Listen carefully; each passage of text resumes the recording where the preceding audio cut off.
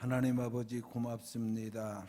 어지러운 세상 속에서 지난 한 주간도 저희들이 살았습니다만 저희들이 오늘 이렇게 주의 전에 나와 예배자로 하나님 앞에 설 수 있게 된 것은 하나님의 은혜와 사랑과 보호가 있었기 때문임을 고백하면서 감사를 드립니다.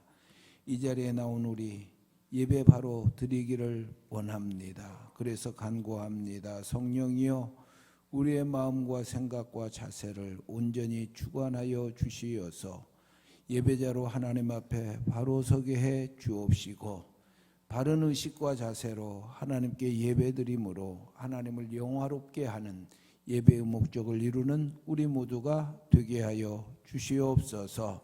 간구하옵기는 바른 예배의 사람에게 하나님께서 또 부어주시는 예배자에게 주시는 그 은혜를 우리가 받기를 소원합니다. 우리의 귀가 열려지게 하여 주시어서 하나님의 음성이 들려지게 하여 주옵시고 우리의 눈이 열려져서 거룩하신 하나님을 보게 되는 역사를 이루게 하여 주옵시며 주께서 주시는 능력으로 우리의 손과 발에 거룩한 능력이 덧입혀져서 하늘의 뜻을 이루어드리는 삶을 살아갈 수 있는 능력도 소유하게 하여 주시옵소서.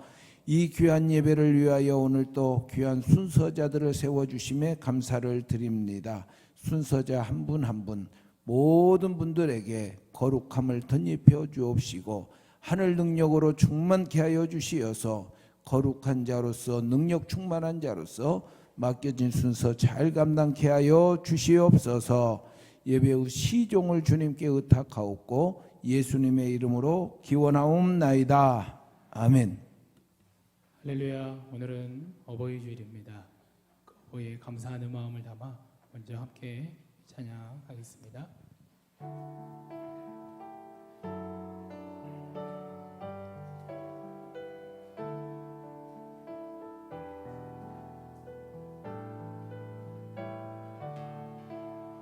높고 높은 하늘이라 높고 높은 하늘이라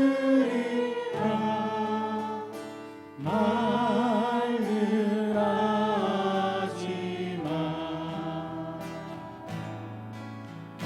나는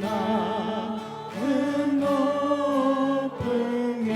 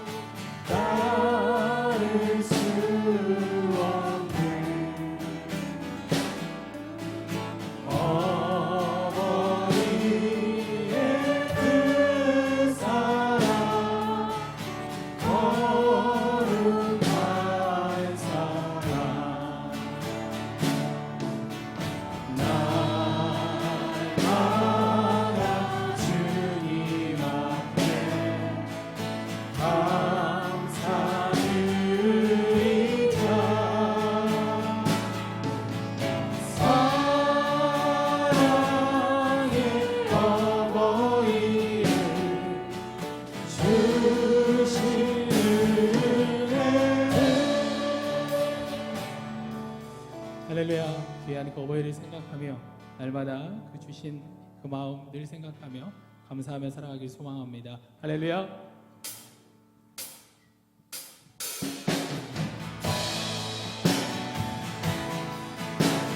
우리의 소망이 되시고 우리의 능력이 되시는 그 예수 그리스도 그 주님을 찬양합니다.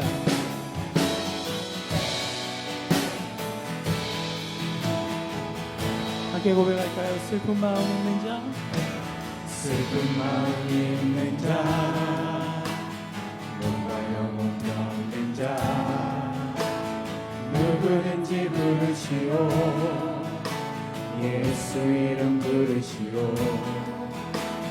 그 이름을 믿는 자, 그 이름을 부르는 자, 그 어떤 사람이든 그는 구원이. 예수 예수 예수 예수 오 능력의 그 이름 예수 나 외쳐 부르네. 예수 예수 오 구원의 그 이름 예수 나 외쳐 부르네. 예수 그리스도. 은각은 내게 없으나 은각은 내게 없으나 나 가진 것은 내 주님. 능력의 이름 예수라. 그 이름을 붙드시오. 그 이름을 믿는 자, 그 이름을 외치는 자, 그 어떤 사람이든 그는 주의 영광 보리라. 아멘. 예수 예수 예수 예수 오 능력의 그 이름 예수 나 외쳐 부르네. 예수 예수 예수 오 구원의 그 이름 예수 나 외쳐 부르네. 예수 그리스도. 우리 한 번 더 고백합시다. 예수 예수 예수 예수 오 능력의 그 이름 예수 나 외쳐 부르네. 예수 예수 오 구원의 그 이름 예수 나 외쳐 부르네. 예수 그리스도. 예수 예수 예수 예수 오 능력의 그 이름 예수 나 외쳐 부르네. 예수 예수 오 구원의 그 이름 예수 나 외쳐 부르네. 예수 그리스도. 할렐루야. 전부 되시는 그 주님 앞에 우리 또 영광의 박수 올려드립시다. 할렐루야.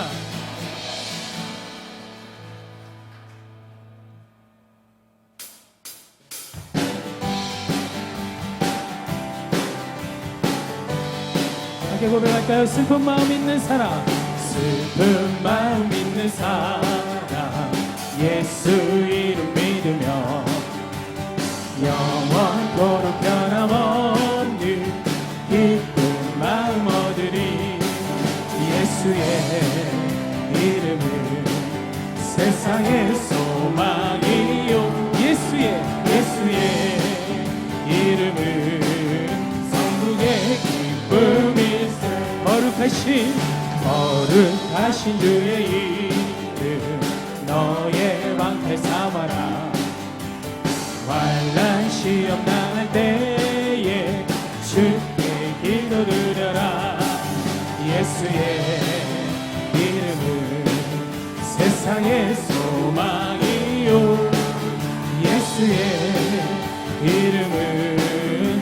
천국의 기쁨이 존귀하신 주의 이름 우리 기쁨 내도다.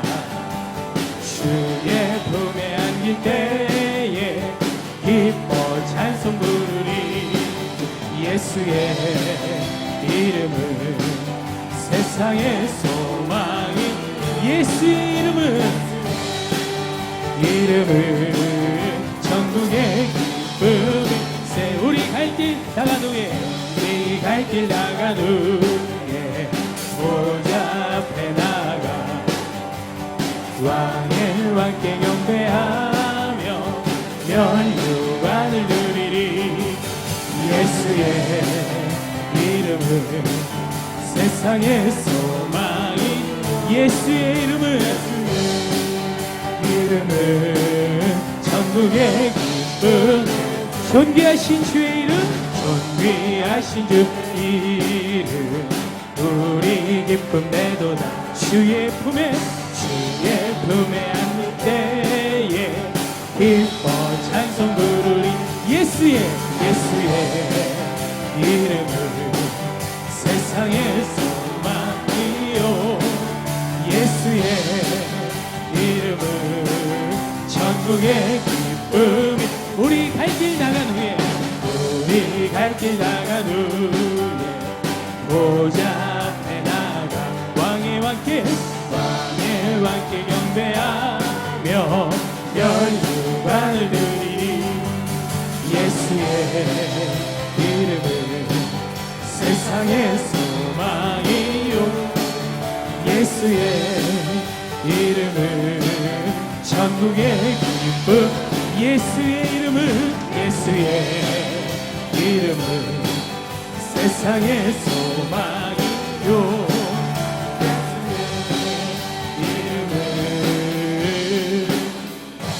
천국의 기쁨일세. 예수의 이름은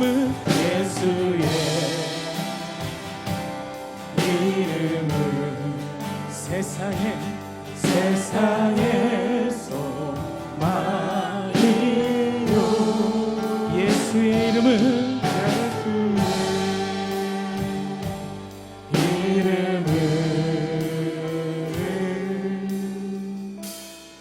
천국의 기쁨일세.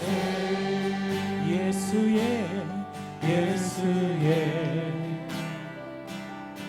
이름은 세상의 소망이요. 예수의 이름은 천국의 기쁨일세. 오늘은 어버이 주일입니다. 저희 교회에서 오늘 특별히 귀한 어르신들에게 선물 증정하는 시간이 있는데요. 오늘 대표해서 우리 박순래 권사님 나오셔서 선물 증정의 시간이 있겠습니다. 우리 대표로 오명종 장로님 나오셔서 선물 증정해 주시겠습니다.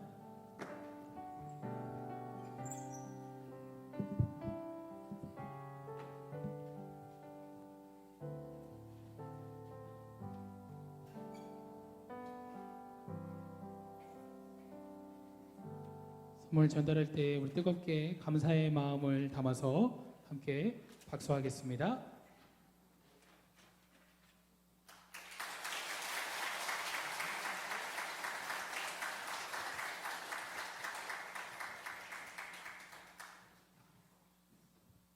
함께 기도하시겠습니다. 같이 기도하실 때에 코로나19 전염병이 하루속히 이 세계와 이 땅 가운데 종식될 수 있게 달라 함께 기도해 주시고요. 또한 한 번 더 기도하실 때는 이 땅에 우리 부모님을 생각하면서 그 부모님의 영육간의 강건함을 인하여서 또 날마다 주님 안에서 더욱더 새로워지는 그냥 부모님들 되게 해달라고 우리 같이 주여 한번 뜨겁게 부르짖고 함께 이를 위해 기도합니다.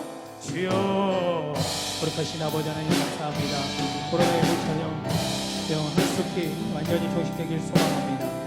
이 세계와 이 땅에 더 이상 이로 인하여서 고통받지 아니하고 아버지의 그 놀라움으로 하나님 모든 것이 이전보다 더 새로워지길 원하오니 주께서 함께하여 주시고 하나님의 그 역사하심이 이 세계와 하나님 이 땅 가운데 가득할 수 있도록 성령님이 인도하여 주시옵소서. 우리의 힘과 우리의 능력을 할 수 없사오니 주여 붙잡아 주시옵소서.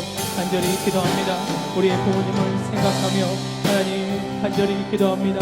영육간의 강건함을 허락하여 주시고 날마다 주님의 은혜 안에 거하는 자들이 되게 하여 주시며 주 없이 살 수 없다는 그 믿음의 고백 앞에 날마다 온전히 살아갈 수 있도록 성령 하나님 함께하여 주시옵소서. 그 존귀하신 주님을 간절히 따라가길 소망합니다. 오늘 예배 가운데 역사해 주시고 아버지의 놀라운 사랑으로 하나님 인도하여 주시옵소서. 감사드리며 예수 그리스도의 이름으로 간절히 기도드립니다. 아멘.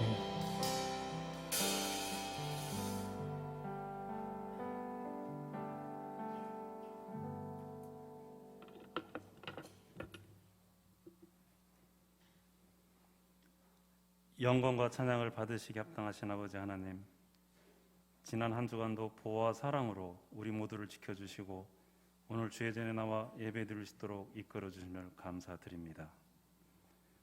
코로나19 상황에서 주님의 뜻을 알기 위해 기도하면서 이 땅의 회복을 간구해야 함에도 오히려 나타에게 지내면서 어려운 일들을 살피지 못했음을 되돌아보고 회개하게 하여 주시옵소서. 또한 우리의 나약한 육신과 불순종의 마음으로 인하여 알게 모르게 지은 죄가 있음을 회개하고 온전한 마음으로 예배를 드릴 수 있기를 원하오니 주님 받아 주시옵소서. 살아계셔서 우리를 치유하시기를 원하시는 주님, 코로나19 상황이 이제 조금 진정되어 가고 있습니다. 지금까지의 모든 사건들이 이 땅에 나타내신 우리 주님의 계획하심을 깨닫고 오늘 이곳에 모인 우리부터 기도와 말씀으로 굳건하게 무장되고 삶이 치유되어 주님의 영광을 나타낼 수 있도록 역사하여 주시옵소서. 어려운 상황에서도 길가에 병들어 쓰러진 병자를 마지막까지 돌봐준 사마리아 여인처럼 나보다 힘들게 지내고 있는 주변의 어려운 이들을 더욱 살펴 주님의 사랑을 전함으로 이 땅에 주님의 사랑의 마음이 넘쳐나게 하여 주시옵소서. 만유의 주님, 일상으로 회복을 원합니다. 주님을 닮아가기를 원합니다. 주님의 사랑과 진리의 말씀을 믿지 않는 자들에게 전하기를 원합니다.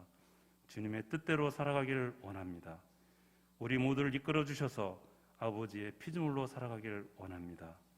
주님의 사랑과 능력으로 이 땅에 주님 나라가 더욱 굳건하게 세워지기를 간절히 원하오니 우리를 주님의 도구로 사용하여 주셔서 주님의 나라가 오게 하여 주시옵소서. 오늘은 어버이 주일입니다. 어떤 고난과 역경 가운데에서도 자녀들의 주 안에서의 성장을 위해 밤낮으로 기도하시는 부모님의 마음이 자녀들에게도 전하여져서 대를 이어 믿음의 가정을 만들어 나갈 수 있도록 주님 역사하여 주시옵소서. 살아 역사하시는 주님, 오늘 강사 목사님이신 김온유 목사님을 통해 주시는 말씀으로 온갖 죄로 가득 찬 세상에서 주님의 뜻대로 살아갈 수 있는 힘을 얻게 하여 주시옵소서. 그리하여 세상에 오직 한 분 만유의 주님을 만나고 주님의 나라가 확장되는 역사의 증인으로 남아 매일매일의 경험을 삶으로 간증할 수 있게 하여 주시옵소서. 5월의 목회 계획들이 오직 주님의 인도하심으로 주님의 영광을 나타낼 수 있도록 모두가 합심하여 기도로 준비하여 차질 없이 추진될 수 있게 하여 주시옵소서. 이른 아침부터 오늘의 예배를 위하여 수고하시는 모든 분에게 주님의 사랑과 축복이 넘치기를 원합니다. 영광의 찬송을 드리는 글로리아 찬양대의 찬양을 홀로 받아주시기를 원하며 이 모든 말씀 살아계셔서 우리를 사랑으로 지켜주시는 우리 주 예수 그리스도 이름으로 기도합니다. 아멘. 나는 전능하신 아버지 하나님 천지의 창조주를 믿습니다. 나는 그의 유일하신 아들 우리 주 예수 그리스도를 믿습니다. 그는 성령으로 잉태되어 동정녀 마리에게서 나시고 본디오 빌라도에게 권을 받아 십자가에 못 박혀 죽으시고 장사된 지 사흘 만에 죽은 자 가운데서 다시 살아나셨으며 하늘에 오르시어 전능하신 아버지 하나님 우편에 앉아 계시다가 거기로부터 살아있는 자와 죽은 자를 심판하러 오십니다. 나는 성령을 믿으며 거룩한 공교회와 성도의 교제와 죄를 용서받는 것과 몸의 부활과 영생을 믿습니다. 아멘.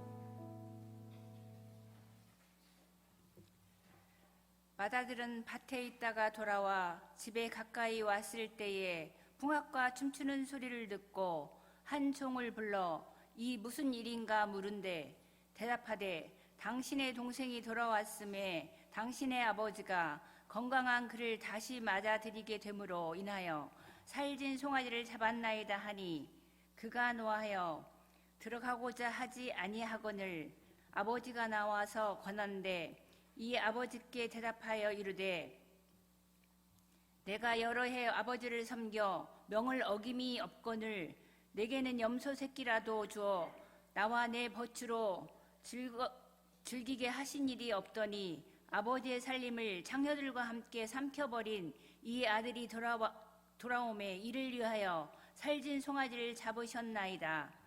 아버지가 이르되 예, 너는 항상 나와 함께 있으니 내 것이 다 내 것이로되 이 내 동생은 죽었다가 살아났으며 내가 잃었다가 얻었기로 우리가 즐거워하고 기뻐하는 것이 마땅하다 하니라. 아멘.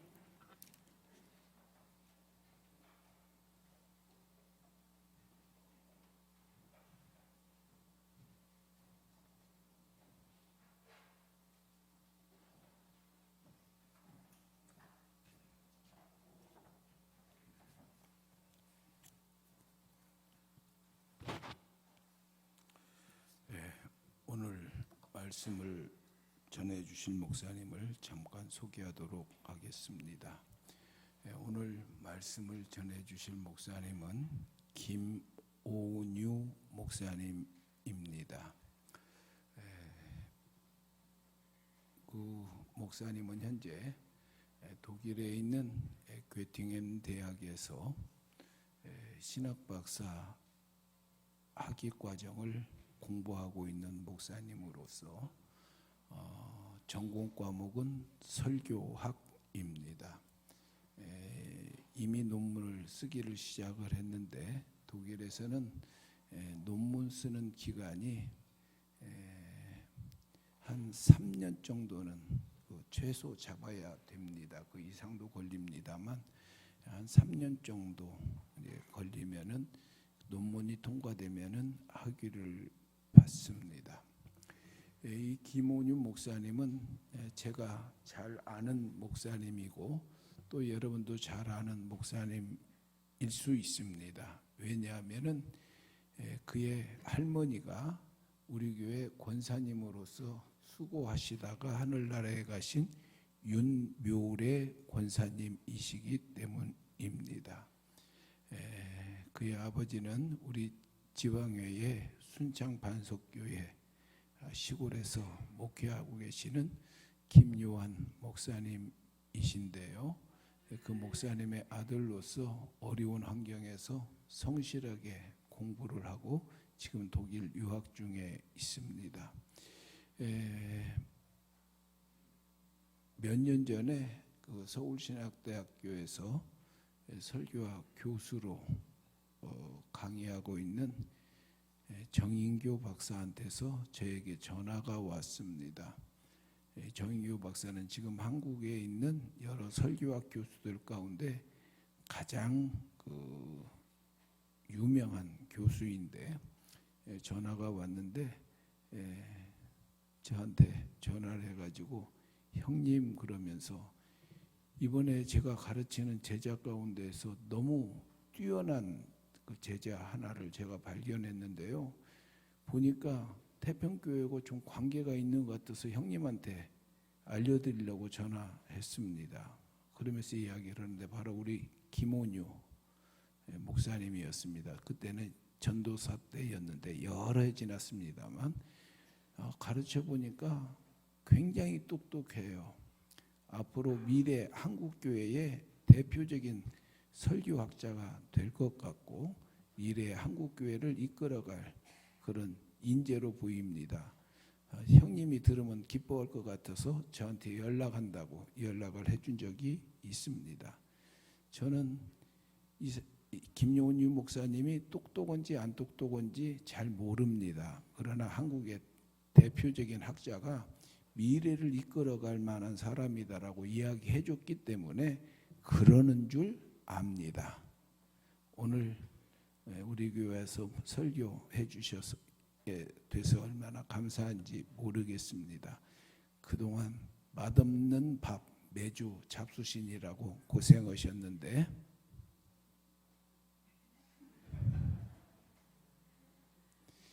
그래도 예의상으로라도 이렇게 하셔야 됩니다. 다시 한번 해보겠습니다. 그동안 맛없는 밥 매주일 잡수시느라고 고생하셨는데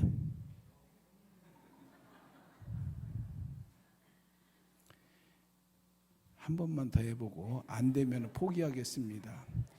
그동안 매주 맛없는 밥 잡수시느라고 고생하셨는데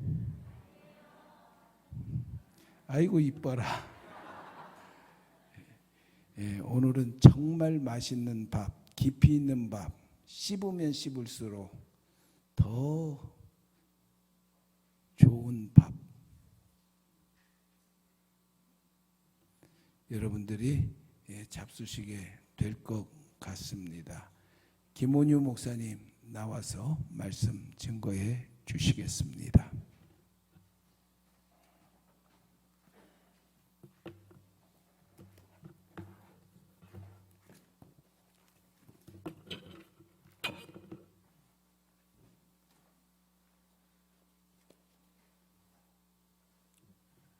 말씀을 위해 잠시 기도하겠습니다. 은혜의 주님 감사합니다. 우리를 이 자리 가운데 건강한 모습으로 예배할 수 있도록 불러주신 그 은혜를 감사드립니다. 빠른 시일 내에 우리의 일상이 회복되게 하시고 또한 이러한 불편한 일상 속에서도 우리의 신앙을 잃어버리지 않는 우리 모든 성도가 되게 하여 주시옵소서. 부족한 종을 세우셨습니다. 종의 입술을 주관하셔서 주님의 뜻만을 선포하게 하시고 거룩한 주님의 뜻이 선포될 때에 이 말씀을 듣는 모든 성도님들 마음 가운데 내주하시는 성령 하나님 충만하게 역사하여 주시옵소서. 감사드리며 예수님 이름으로 기도하옵나이다. 사랑하는 태평교회 성도 여러분, 이 귀한 어버이 주일 함께 이 예배 자리 가운데 계신 여러분들을 주님의 이름으로 환영합니다. 부모님을 향한 사랑, 그리고 우리 모두의 아버지 되신 하나님을 향한 사랑이 가득한 이 시간이 되었으면 좋겠습니다. 이 어버이 주일에 우리가 함께 나눌 이야기는 우리에게 매우 익숙하지만 또한 익숙하지 않은 놀라운 비밀을 담고 있는 한 아버지와 한 아들의 이야기입니다. 여러분, 사람을 움직이게 하는 것들이 무엇이 있을까요? 따뜻한 말 한마디, 따뜻한 배려, 많은 것들이 있겠지만 제 생각에 사람을 움직이게 하는 것들 중 보상만한 것은 없다고 생각합니다. 전 세계를 파괴했던 2차 세계대전 이후에 세계는 보이지 않는 또 다른 형태의 전쟁을 시작하는데 그것이 바로 냉전입니다. 이 시기에는 자본주의 시장 경제를 선택한 세력과 그리고 사회공산주의를 선택한 세력 간에 큰 경쟁이 있었습니다. 과연 어떤 체제가 더 정의로운 체제인가? 라는 질문에 대해서는 여전히 학문적이고 윤리적인 격렬한 논쟁이 있지만 어떤 체제가 더 성공한 체제이냐라고 묻는다면 분명하게 많은 사람들이 자본주의 시장경제 체제라 이야기할 것입니다. 그리고 이 체제의 가장 큰 성공 요인은 바로 이 보상의 힘입니다. 자본시장 경제는 각자의 능력과 노력에 따라 정당한 보상을 받게 함으로써 민주체제의 물적 기반을 제공하고 정치적 안정에 기여한다. 자신이 노력한 만큼의 보상을 받을 수 있다는 이 체제의 성공은 곧 이 보상이라는 것이 모든 사람에게 얼마나 중요한지를 보여주는 역사적 증거가 아닐 수가 없지요. 모든 사람들은 노력한 만큼의 보상을 받아야 합니다. 그리고 이것은 마땅하고 옳은 일입니다. 그래서 불공정한 보상을 경험하게 될 때 우리는 큰 분노에 휩싸이게 되죠. 그런데 문제는 이러한 불공정한 보상이 항상 우리의 삶 가운데 존재한다는 것이고 또한 이것은 우리의 신앙생활을 흔들어 놓기도 한다는 겁니다. 제가 전도사로 사역하던 시절에 이제 저희 교회에 나이가 많으신 한 집사님이 계셨는데요. 이 집사님이 어느 날 이 어린 전도사 앞에서 한숨을 푹 쉬시는 거예요. 그러면서 이제 고민을 얘기하시는데 본인의 건강과 관련된 고민이었습니다. 그 이유인즉슨 이제 본인 친구분들 중에는 종교를 가지고 있지 않으신 분들도 계시고 그리고 다른 종교를 가지고 계신 분들도 계신데 정작 교회를 다니는 본인이 가장 건강하지 않는다는 거예요. 그리고 그러한 모습을 보면서 그 친구분들이 그럴 거면 교회를 왜 다니냐 이렇게 비아냥거린다는 것입니다. 그게 너무 억울하다는 거예요. 자, 여러분이라면 이 집사님께 어떤 대답을 해주시겠습니까? 건강의 문제와 신앙의 문제를 일치시키는 것이 조금 유치한가요? 그렇다면 이 문제에 지금 여러분이 가장 공을 들이고 있는 것을 한번 대입시켜 봅시다. 하나님은 선하시고 전능하십니다. 그리고 자기 자녀를 사랑합니다. 그렇기 때문에 자녀된 우리는 하나님을 따르고 섬깁니다. 그렇다면 하나님께서 자녀된 우리에게만큼은 조금 특별한 보상을 내주셔야 하는 게 당연한 게 아니겠습니까? 그런데 왜 우리는 때로는 교회를 다니지 않거나 하나님을 믿지 않는 사람들보다 더 큰 고난을 겪거나 더 큰 아픔을 겪게 되는 일들이 발생하는 것일까요?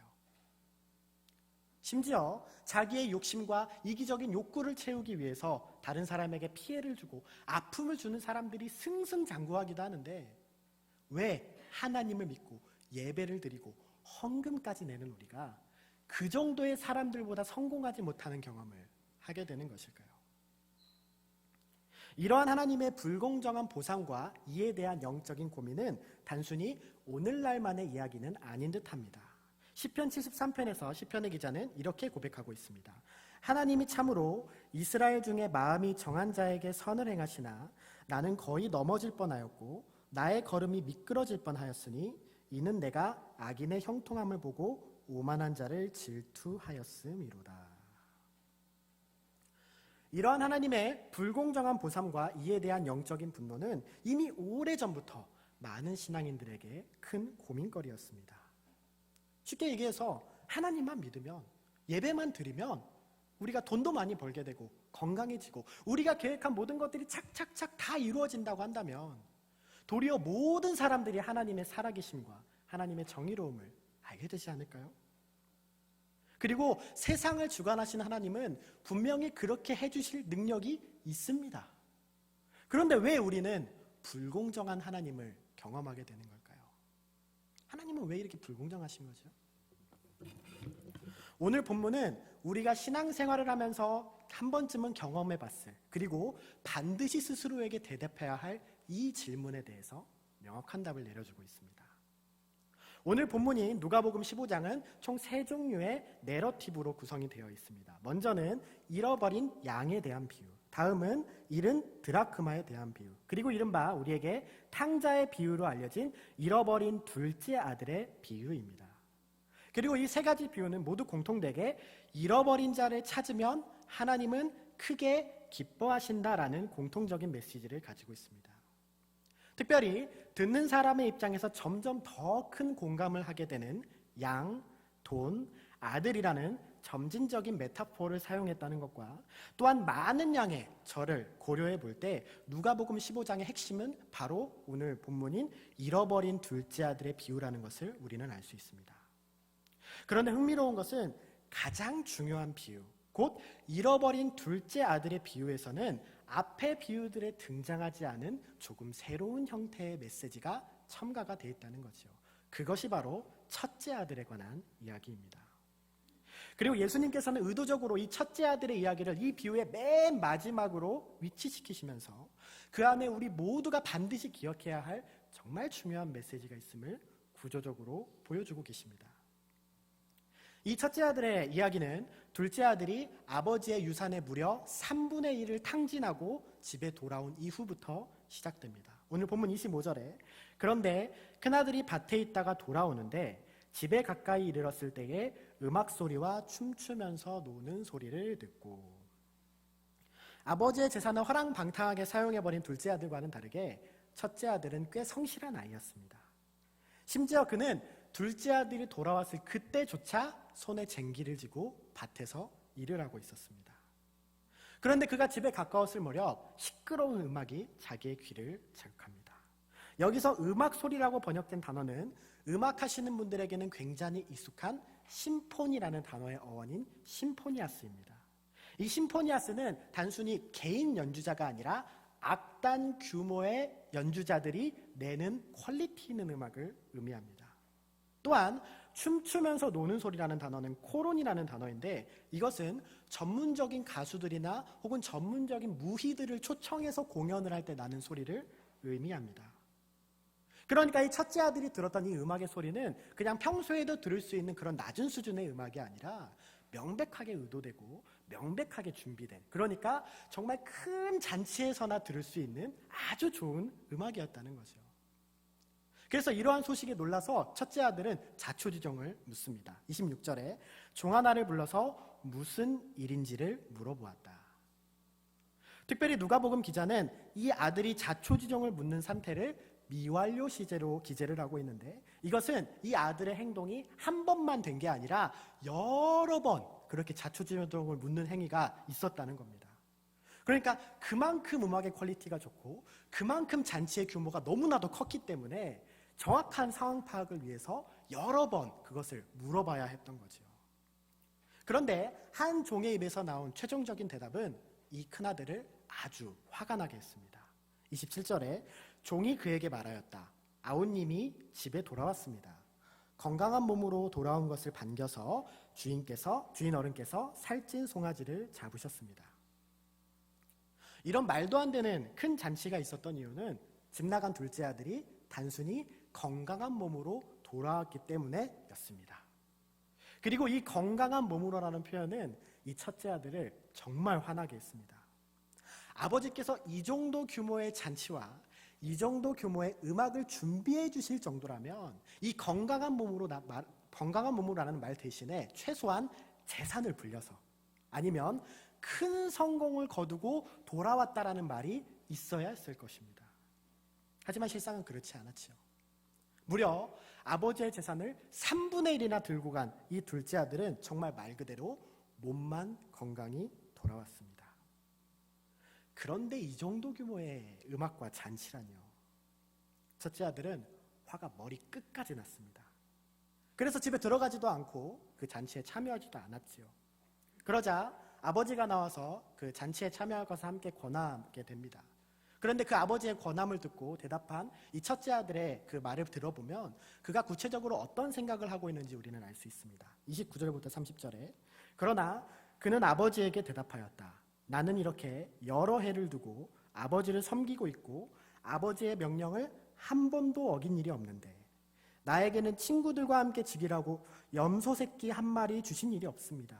그런데 창녀들과 어울려서 아버지의 재산을 다 삼켜버린 이 아들이 오니까 그를 위해서는 살찐 송아지를 잡으셨습니다. 특별히 여기서 첫째 아들이 사용한 몇 개의 단어에 우리는 주목해 볼 필요가 있는데요. 먼저는 섬기고 있고입니다. 여기서 섬기고 있고는 헬라어 듀류온데 노예가 되다 혹은 종처럼 섬기다라는 뜻을 가지고 있습니다. 그러니까 자신은 지금껏 아버지에게 마치 노예처럼 열심히 아버지를 위해 섬겨왔다는 거죠. 그런데 그에 반해 자신이 받은 것은 염소 새끼 한 마리 없었다는 겁니다. 이 염소 새끼는 아버지가 둘째 아들을 위해 잡은 살찐 송아지와 대비되는 표현으로 첫째 아들이 마땅히 최소한 받아야 했던 보상을 의미합니다. 즉 자기가 아버지를 그렇게 노예처럼 섬기고 그렇게 아버지를 위해 일했으면 최소한 자신은 그 정도는 받아야 한다는 거죠. 그리고 나서 첫째 아들은 창녀들과 어울려서 둘째 아들이 아버지의 재산을 탕진했다고 이야기하는데, 여러분 재밌는 건 누가복음 15장 어디를 살펴봐도 이 둘째 아들이 아버지의 재산을 탕진은 했지만 창녀들과 어울렸다고 진술하고 있지는 않습니다. 물론 이 고백이 어떤 첫째 아들의 객관적인 정보 진술일 수도 있지만 사실은 그만큼 둘째 아들의 행동이 결코는 해서는 안 돼. 결코 이해받아서는 안 돼. 그리고 결코 용서받아서도 안 될 말도 안 되는 행동이었다는 것을 조금 과장되게 표현한 것이라 볼 수 있는 거죠. 어쨌든 정리해보면 첫째 아들은 아버지 밑에서 자신은 열심히 노예처럼 일했는데 자기에게는 작은 것 하나 주시지 않으셨으면서 아버지의 재산을 무려 3분의 1이나 가지고 그것을 다 날려버린 저 불효막심한 둘째 아들에게는 말도 안 되는 보상을 해주시고 계신다. 그리고 이게 정말 부당하다는 겁니다. 자, 여러분 우리 한번 상식적으로 생각을 해봤으면 좋겠어요. 첫째 아들이 가지는 분노가 정당한 것입니까? 정당하지 않은 것입니까? 여러분 이건 굉장히 정당한 거예요. 조금의 과장된 표현이 있을지 모르겠지만 그의 말은 사실 명명백백 다 맞는 말이지 않습니까? 만약에 첫째 아들의 말이 틀렸고 그래서 그가 가지는 분노가 잘못된 것이라고 생각한다면 그 아버지는 결코 공평하거나 정의로운 사람이 아닙니다. 제가 만약에 첫째 아들이었다면 지금 손에 들려있는 쟁기를 바닥에 내던지고 나에게도 똑같은 재산을 주십시오. 그걸 받아서 다 써버렸을 겁니다. 마찬가지로 우리가 일상생활에서 경험하게 되는 이러한 류의 하나님의 불공정한 보상은 말 그대로 불공정한 겁니다. 우리는 매주 시간을 내서 예배를 드리고 하나님을 섬기고 그리고 생명 같은 물질을 들여가며 하나님을 따릅니다. 그렇다면 여러분, 섬기는 만큼은 받아야 되지 않겠습니까? 헌신한 만큼은 받아야죠. 그것이 이치 아니겠습니까? 그런 것조차 없다면 그냥 이 둘째 아들처럼 자기 마음대로 살다가 죽기 직전에만 돌아오면 되는 거 아니겠습니까? 평생 예수님을 떠나서 내가 하고 싶은 일 다 하면서 내 마음대로 살다가 죽기 직전에 교회 와서 예수 믿으면 되는 거 아니겠습니까? 하나님은 왜 이리 불공정하신 거죠? 그렇다면 이 세상에 어렸을 때부터 하나님을 알아서 하나님을 섬긴 이 첫째 아들과 같은 수많은 성도들은 다 어리석은 사람들인 것일까? 여러분, 이 질문에 우리는 어떤 대답을 해야 하는 것일까요? 이처럼 너무나도 마땅해 보이는 이 첫째 아들의 고발, 그리고 그 고발을 들은 아버지의 대답을 보면 하지만 여러분, 그 고발이 결코 마땅한 것이 아니었다는 것을 알게 됩니다. 아버지는 대답합니다. 31절에 아버지가 그에게 말하였다. 얘야, 너는 늘 나와 함께 있으니 내가 가진 모든 것은 다 내 것이라. 여러분, 먼저 우리는 이 얘야라는 단어를 집중해서 볼 필요가 있습니다. 왜냐하면 이 단어는 이 아버지의 마음과 감정을 직접적으로 드러내는 단어이기 때문입니다. 이 단어는 크논이라는 헬라어인데 이것은 상대방에게 큰 애정을 담아 상대방을 부르는 단어를 뜻합니다. 즉 아버지가 이 단어를 사용했다는 것은 어떤 첫째 아들의 그런 맹렬한 어떤 고발에 분노를 느끼거나 혹은 그 아들의 생각이 완전히 부당하다라고 여기진 않았다는 것을 의미합니다. 도리어 아버지는 그의 생각과 그의 분노를 이해했고 공감했습니다. 다만 이 상황에 대해서 이 큰아들이 오해하는 게 있었고 그것에 대해서 내가 너무나 안타깝구나 라는 마음을 보여주기 위해서 이 크논인 예야라는 단어를 사용한 겁니다. 그런 안타까운 마음으로 아버지는 이렇게 얘기합니다. 너는 늘 나와 함께 있으니. 여러분, 이 표현은 굉장히 재밌는 표현입니다. 왜냐하면 이 표현은 첫째 아들이 지금 자신의 상황을 표현했던, 즉 29절에 마치 아버지를 위해 노예처럼 일하고 있다라는 표현과 구조적으로 대조를 이루고 있기 때문입니다. 즉 첫째 아들은 아버지와 함께 있는 것을 어떻게 생각한 거죠? 노예처럼 일하고 있다고 생각해왔던 겁니다. 그런데 아버지의 입장은 전혀 달랐습니다. 아버지는 단 한 번도 이 첫째 아들을 노예라고 생각해 본 적이 없었어요. 그리고 이 아들이 노예처럼 자기를 섬겼기 때문에 그 아들을 사랑한 것이 아니라 뭐라고 얘기하냐면 너가 나와 항상 함께 있다는 그 사실 때문에 내 모든 것이 내 것이야 라는 표현을 하고 있다는 겁니다. 즉 아버지에게 있어서 첫째 아들의 그 노예와 같은 헌신과 그 봉사는 중요하지 않았던 거예요. 아버지에게 중요한 건 뭐냐면 그 아들과 함께하는 그 시간 자체였습니다. 그래서 아들이 자기 곁에 있어주는 것만으로도 너무 행복했고 그리고 그 아들을 너무나도 사랑했습니다. 자기의 모든 것을 줄 만큼 말이죠. 그리고 얘야라는 탄식을 통해 우리는 그 아버지와 함께하는 그 최고의 보상 자체를 잃어버리고 그 행복한 시간을 잃어버리고 그 시간을 마치 불행한 노예처럼 보내버린 첫째 아들의 안타까운 마음을 우리는 알 수가 있는 겁니다. 그렇습니다. 첫째 아들은 염소 새끼보다 못한 보상도 받지 못한 그런 사람이 아니었던 것입니다. 그는 살찐 송아지와는 비교도 할 수 없는 아버지와 함께한다는 놀라운 보상을 이미 받은 사람이었던 거죠. 그런데 그는 그 놀라운 보상의 가치를 보지 못하고 그 가치를 염소 새끼보다 못하게 여기고 있었을 뿐입니다. 사랑하는 태평교회 성도 여러분, 여러분은 이 보상을 누리고 계십니까? 여러분, 독일교회 목회자들과 한국교회 목회자들과의 가장 큰 차이는 무엇일까요? 제가 제 지도 교수님께서 심호하셨던 괴팅의 니콜라우스 교회에서 함께 사역을 하며 느꼈던 것은 이 성도님들이 가지는 목회자들을 향한 태도와 섬김이었습니다. 독일 교회에서 목회자들은 성도들에게 어떤 서비스를 제공하는 고용인이나 혹은 교회를 관리하는 매니저의 대접을 받지만 한국 교회에서는 많은 경우 목회자들을 스승이나 혹은 영적인 부모로 섬겨주시는 성도님들이 굉장히 많습니다. 그리고 23살의 어린 나이에 목회를 시작했던 저도 이런 과분한 섬김을 받으며 자랐습니다. 사실 나이로 따지고 보면 인턴 사원도 안 되는 어린 나이이지만 모든 성도님들이 전도사님 이렇게 호칭을 붙여주셨고요. 식사를 한번 대접해 주실 때라면 그 동네에서 제일 좋은 식당에 데려가셨습니다.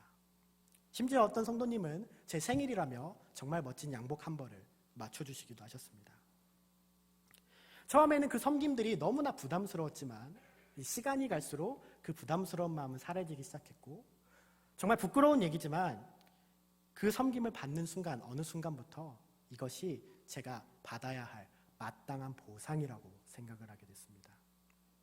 그래, 내가 하나님 일 하는데, 하나님 사역하는데 이 정도는 받을 만하지.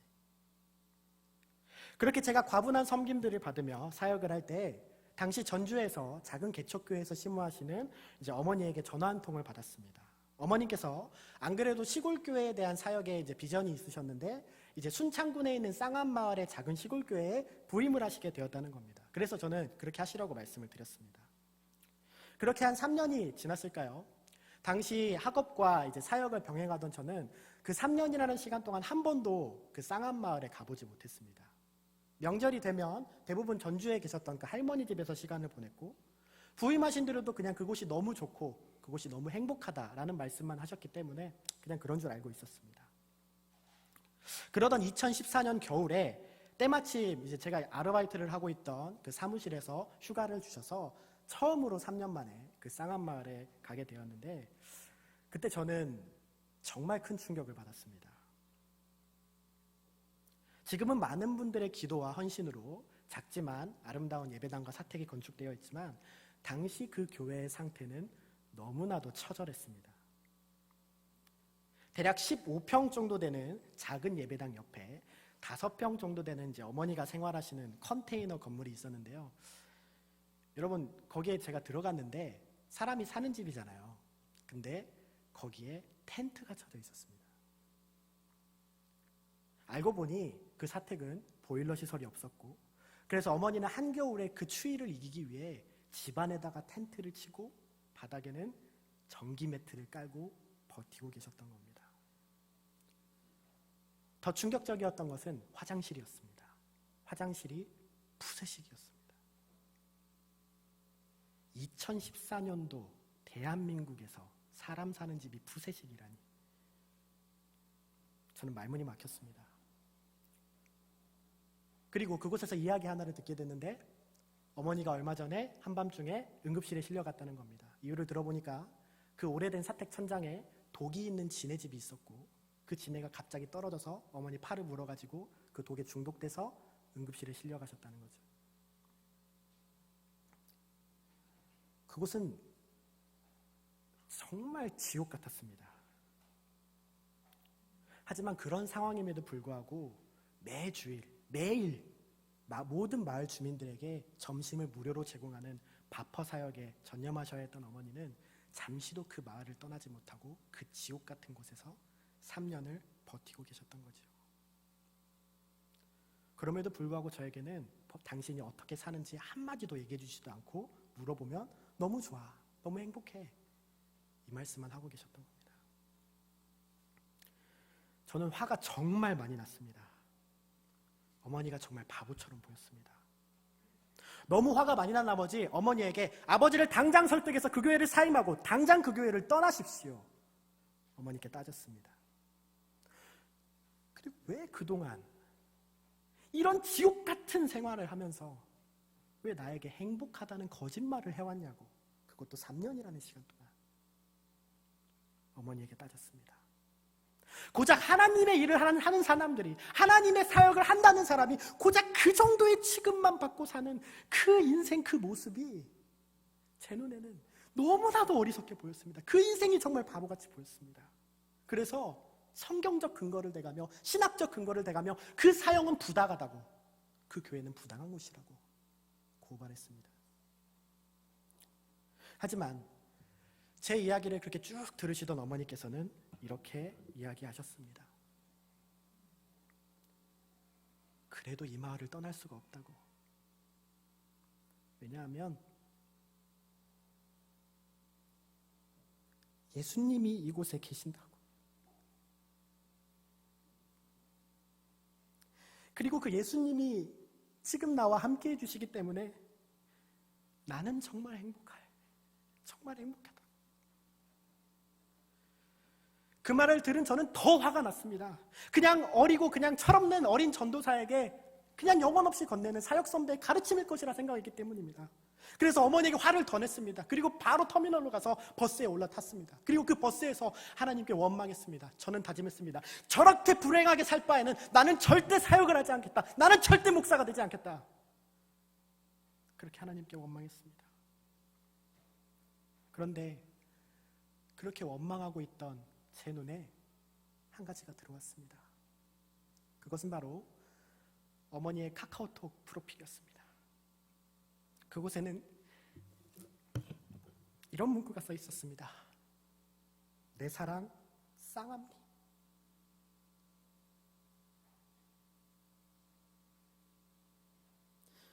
쌍암마을, 그곳은 여러분 누가 봐도 지옥이었어요. 그 지옥 같은 곳의 행복, 저는 어머니의 그딴 거짓말을 믿을 수가 없었습니다. 하지만 스마트폰 띄어쓰기도 제대로 못하는 어머니가 자신의 엄지손가락을 눌러가며 한 땀 한 땀 써내려간 그 자신의 인생의 고백에 담긴 내 사랑 쌍암리라는 이 6글자는 저에게 너무나도 큰 충격을 주었습니다. 덜컹거리는 버스 안에서 그 스마트폰을 잡고 한참을 울었습니다. 어머니는 누가 봐도 지옥 같은 그곳에 함께 계신 예수님을 발견할 수 있었고, 그래서 그 지옥 같은 곳에서 정말 예수님과 천국의 삶을 누리고 있었던 겁니다. 그래서 그 지옥을 진심으로 사랑할 수 있었습니다. 저는 어머니가 바보라고 생각했습니다. 마땅한 보상도 누리지 못하는 그냥 그런 바보 같은 인생을 선택한 사람이라 생각했습니다. 하지만 바보는 저였습니다.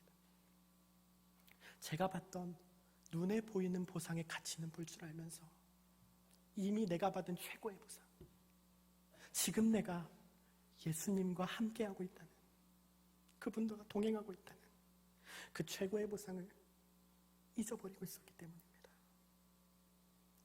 아마 그 버스 안에서 원망하는 저에게 예수님은 이렇게 얘기하셨겠지요. 얘야. 그 예수님은 지금 여러분에게 어떤 말을 건네고 계실까요? 사랑하는 대평교회 성도 여러분,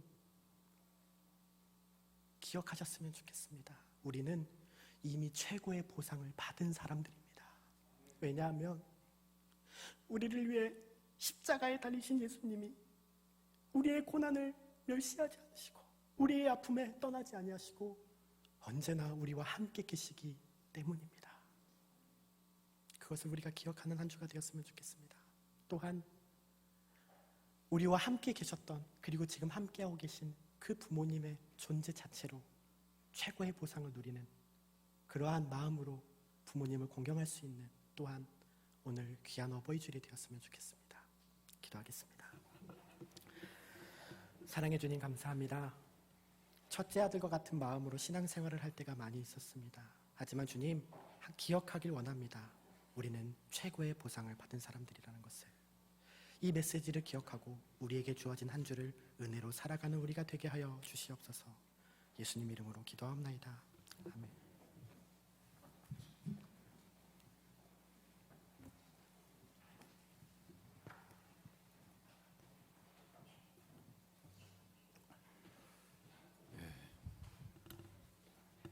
말씀 감사합니다. 우리는 이미 우리와 함께 계시는 하나님, 그 사실 하나로 이미 신앙의 보상 다 받고 사는 사람들입니다. 하나님이 함께 계시기에 하나님의 것이 내 것입니다. 또 우리는 이미 부모님이 우리와 함께 계셨다라는 것, 이것으로 정말 부모님의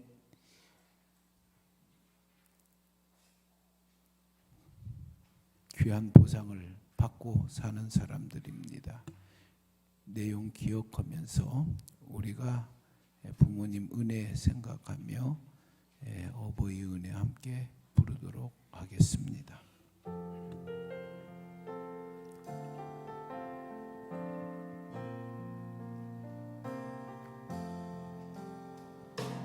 나실 때 괴로 다 잊으시고 길을 제 밤낮으로 애쓰는 마음 쉰 자리 마른 자리 바라니시며 손발이 가닳도록 고생하시네. 하늘 아래 그 무엇이 넓다리요. 어버이의 희생은 가히 없어라. 버려서 남고 없고 알려주시고 자라서 무기 되어 기다리는 마 발을 싸 그릇 뗄싸 자식 생각에 고우시던 이마 위에 주름이 가득 땅 위에 그 무엇이 높다리요. 어버이의 정성은 그지 없어라.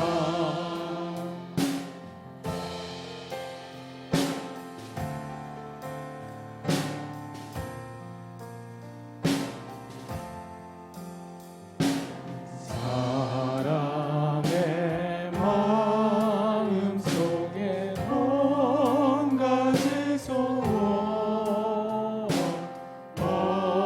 어버이의 마음 속에 오직 한 가지 아낌없이 일생을 자식 위하여 살과 뼈를 깎아서 바치는 마음 인간의 그 무엇이 거룩하리요.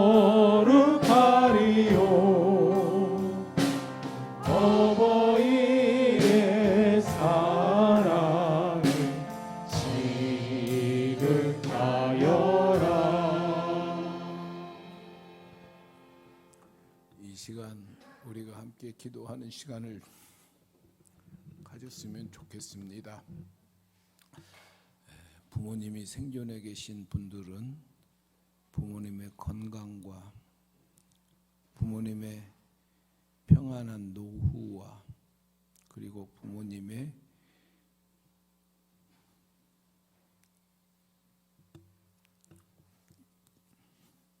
신앙을 위해서 기도해 주시기 바랍니다. 건강하셔야 됩니다. 평안해서 마음에 육체에 어려움 없어야 됩니다.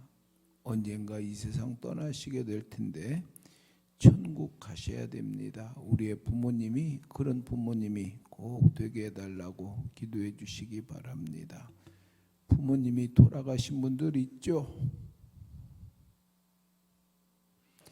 지난 5월 8일에 저는 저희 부모님과 장모님 묻혀 있는 태평 가족동산에 다녀왔습니다.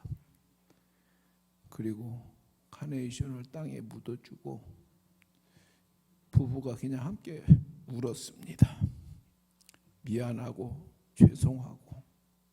그런 분들 여러분들도 계실 겁니다. 이 시간에 그런 분들은 그런 부모님의 가르침, 말씀, 유훈 잘 지키면서 신앙 잘 지키고 믿음으로 사는 자녀들 되겠다고 그렇게 기도하시기 바랍니다.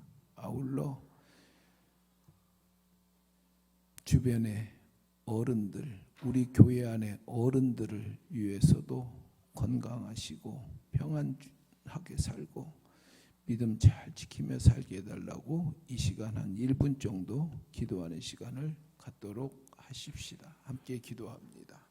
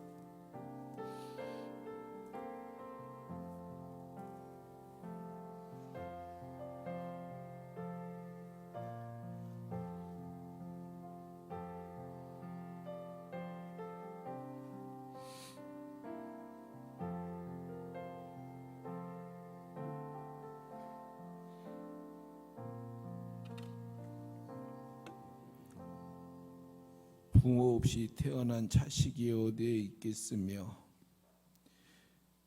부모의 희생과 사랑 없이 오늘 존재하고 있는 자식들이 어디 있겠습니까?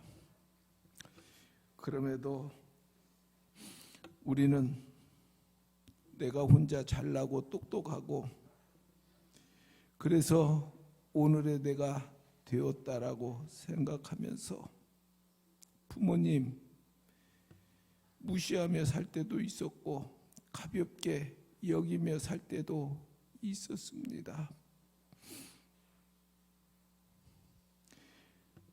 나를 낳아주신 부모님이 우리에게 보상해 주신 것은 그냥 우리 곁에 함께 계신 것으로 이미 보상이 다 끝났는데도 염소 새끼 그것 안 줬다라고 불평 이야기하는 그런 모습이 우리에게 있었음을 이 시간 고백하면서 회개합니다. 이 어버이 주일에 감사하는 자녀들 다 되게 하여 주옵소서. 부모님 은혜 바로 기억하는 자녀들 되게 하여 주옵소서. 그 부모님의 은혜에 보답하며 사는 우리 자녀들 되게 하여 주옵소서. 이 시간 우리가 기도로 우리 부모님의 육체의 건강, 마음의 평강, 그리고 영혼의 강건함을 위하여 기도했습니다. 우리 부모님들 건강케 하시고 마음 평강 누리게 하여 주옵시며 저 천국 틀림없이 갈 수 있는 부모님들 되게 하여 주시옵소서. 부모님이 이 땅에 계시지 않아서 가슴 아파하는 분들이 있습니다. 오늘의 그 부모님들이 원하실 그것 우리가 기억하면서 진리 안에서 살게 하여 주옵시고 부모님이 가르쳐 주신 그 가르침 그대로 우리가 열심히 살고 깨끗하게 살고 형제간에 우애하면서 살고 가문 일으키며 살고 이웃과 사회의 존경과 사랑받으며 사는 삶을 살게 하여 주시옵소서. 우리 교회 어른들을 위하여 기도합니다. 하나님 우리 교회 모든 어른들에게 하나님 은혜를 베풀어 주시어서 우리 교회 모든 어른들 강건케 하시되 육체의 강건과 심령의 강건과 영혼의 강건 허락하여 주옵시고 하나님과 함께 하고 있음을 그들 모두가 분명하게 인식하고 그 사실에 감사하며 사는 우리 교회 어른들 되게 하여 주시옵소서. 이 시간 하나님 앞에 예물 드렸습니다. 드려진 예물 하나님 기쁘게 받아주시고 이 예물을 통하여 하나님의 뜻이 이루어지고 이 드려진 예물을 통하여 하나님의 나라가 확장되는 복된 역사를 이루어 주시옵소서. 바친 손길들을 기억해 주시고 한 분 한 분 모든 분들에게 이 하나님께 드림이 삶의 감격이 되게 하여 주옵시고 삶의 간증이 되게 하여 주시옵소서. 이 나라를 지켜주시고 이 나라와 함께해 주시옵소서. 이 나라의 은혜를 베풀어 주시되 치유의 은혜를 베풀어 주옵시고 고침받는 역사가 이 땅에 꼭 나타나게 하여 주시옵소서. 이제 세상을 향해 나갑니다. 한 주간 동안 우리가 세상에서 사는 동안에 하늘 백성답게 살게 하여 주시옵소서. 예수님의 이름으로 기도드리옵나이다. 아멘.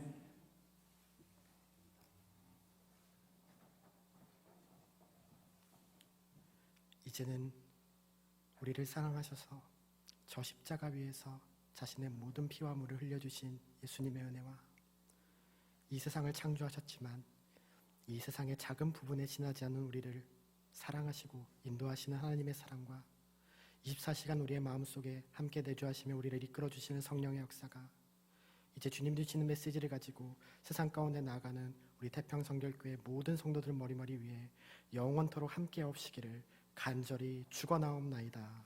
아멘.